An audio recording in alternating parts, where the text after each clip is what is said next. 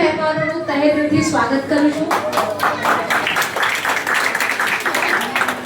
આ પરિવારના આમંત્રણને માન આપીને આપ સૌ આ કાર્યક્રમમાં પધાર્યા છો. અમારી દીકરીની દીકરીને તમારા આશીર્વાદ આપવા માટે આજે આપ સૌ અહીંયા આવ્યા છો, જેનો અમને ઘણો આનંદ છે.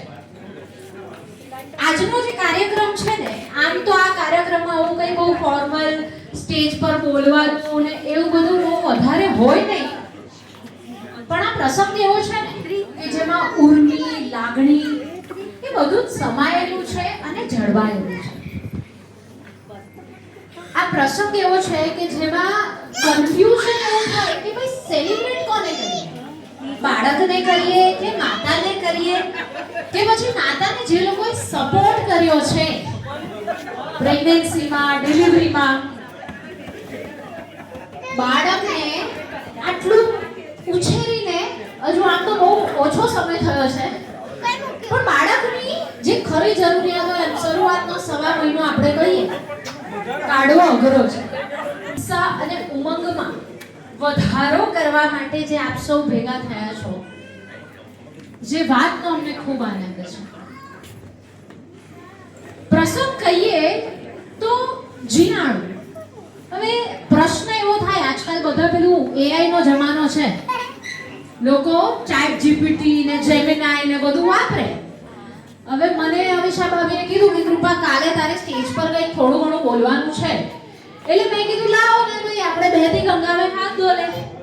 એટલે મેં કીધું ચેટ જીપીટી ને પૂછે કે આમાં શું બોલી શકાય. એટલે મેં ચેટ જીપીટી ને પૂછ્યું, આર યુ અવેર ઓફ મામેરું? વિચાર્યું છે બધું સારું થાય? મેં વળી ચેટ જીપીટી ને પૂછ્યું અને ચેટ જીપીટી એવી રીતના જવાબ આપ્યો કે ભાઈ આ એક પ્રસંગ છે, પણ દરેક પ્રસંગ છે ને કલ્ચરના હિસાબે બદલાતો હોય છે. તો મને સ્પષ્ટ ખબર નથી કે મામેરું હોય છે શું, એટલે મેં જીયાણું હોય છે શું. એટલે મેં વળી આપણે ડાયા વધારે, એટલે મેં કીધું કે આજે તો આપણે ચેટ જીપીટી ને શીખવાડીને કે જીયાણું હોય શું. એટલે મેં વળી પ્રોમ્પ્ટ આપ્યો કે આવો હોય, દીકરીના લગ્ન થાય, બાળક ત્રિમંત સંસ્કાર થાય, દીકરી એના પિયર જાય, પિયર જઈ અને દીકરી ત્યાં એને ડિલિવરી થાય, બાળક આવે અને પછી બાળક સહિત એ દીકરી જ્યારે સાસરીમાં પરત ફરે અને એનો જે પ્રસંગ થાય એ પ્રસંગને કહેવાય જીયાણું.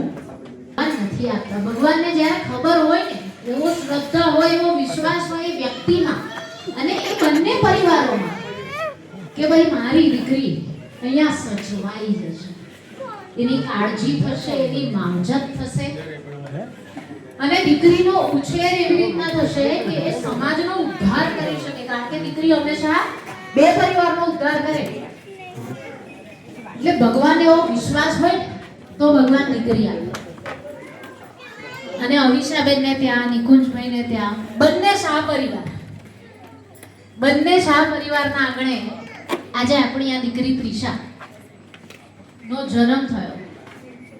અને એ માં સૌથી વધારે રોલ જેને નિભાવ્યો હોય આપણા અવિશાબેન, બાળકને 9 મહિના પેટમાં રાખવા, પ્રસવની પીડા સહન કરવી અને પછી બાળકને જન્મ આપવો સામાન્ય વાત નથી, બહુ મોટી વાત છે. ચાલે ને એટલે પછી 2-4 જણ બગાસા ખાવાના ચાલુ કરે. એટલે હું એન્ટિસિપેટ કરું છું કે કોઈ બગાસા ખાય એ પહેલા એક આપણે નાનકડું પરફોર્મન્સ જોઈશું. ડાન્સ ગમે છે ભાઈ બધાને? એક નાનકડું પરફોર્મન્સ જોઈશું. ઓકે, સો ત્રિષા માટે એક પરફોર્મન્સ લઈને આવી રહી છે. એકવાર જોરદાર તાળીઓ થઈ જાય બંને દીકરીઓ માટે.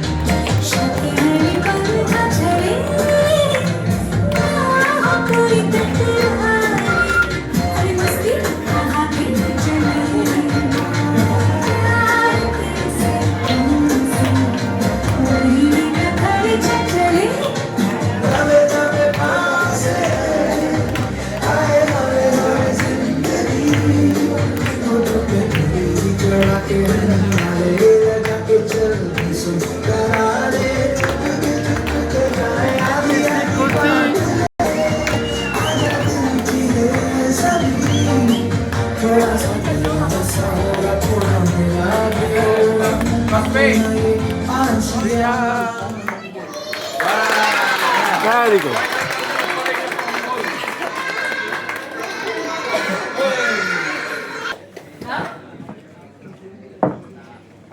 મારા બાને છે ને આજે મને ડાન્સ શીખવાડ્યો હતો તો છે ને હું આજે સ્ટેજ પર કરી રહી છું અને મારા બાને થેન્ક યુ. બાનું નામ પારુલ ગાંધી છે. હા એમાં પારુલભાઈ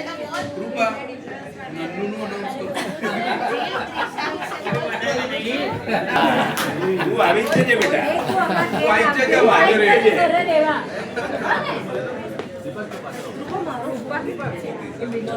મિસ ના કરજે આવી જ જજે કેટલી પૂર્વાંશ इतनी सी हंसी इतनी सी खुशी એટલે કેટલી કા મારી ત્રિષા છે એટલી જ અમારી ખુશી અને એટલી જ અમારી હસી.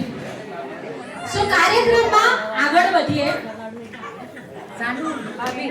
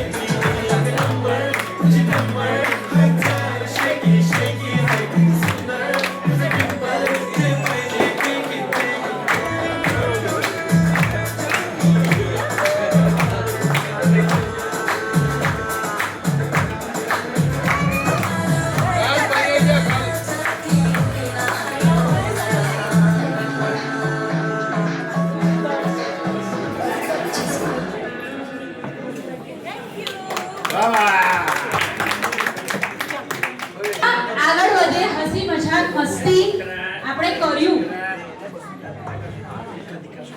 આ જીયાડા પછી સાસરીમાં પરત ફરશે. વચ્ચેનો જે સમયગાળો હતો લગભગ આશરે 5 મહિના, 4-5 મહિનાનો સમયગાળો. પ્રેક્ટિકલી 3 મહિના, પણ અમે એવું શ્રીમંતથી જીયાડા સુધીનો સમય ગણીએ તો 4-5 મહિનાનો સમય થાય. એ દરમિયાન એમની જે લાગણી, એમની જે ભાવનાઓ હતી, તે ભાવનાઓને વ્યક્ત કરવા માટે એમને એક સરસ મજાનો મેસેજ તૈયાર કર્યો છે, જે હું આપની સમક્ષ રજૂ કરવા જઈ રહી છું. હવે બોલું છું હું, પણ શબ્દ અવિશા મેઘના છે, સો પ્લીઝ બધા સાંભળજો. બહુ દિલથી લખેલું છે. ભાભીએ મને કીધું મારાથી કદાચ નહીં બોલે કૃપા, મને કદાચ આંસુ આવી જશે, પણ પહેલી વાર મેં વાંચ્યું ને તો મને પણ આંસુ આવી ગયા. એટલે બધા પ્લીઝ, બહુ સરસ મજાનો મેસેજ છે પારુલ આંટી, અમિત અંકલ, સ્પેશિયલી તમારા માટે.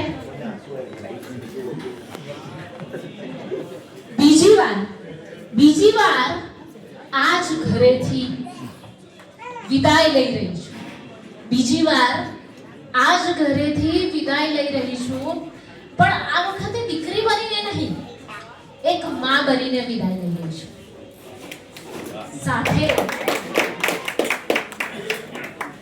સાથે મારી નાનકડી દીકરી છે, પણ દિલમાં તો આજે પણ મારી મમ્મીનો હાથ છોડવાનું મને એટલું જ અઘરું લાગે છે.